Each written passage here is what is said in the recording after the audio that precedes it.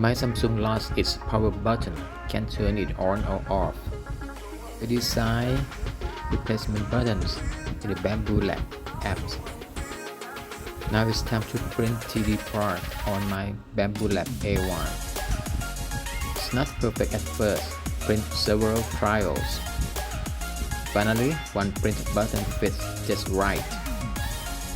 Secure it with a touch of hot glue. Now, my Samsung has a brand new button. DIY success. Power button works like original.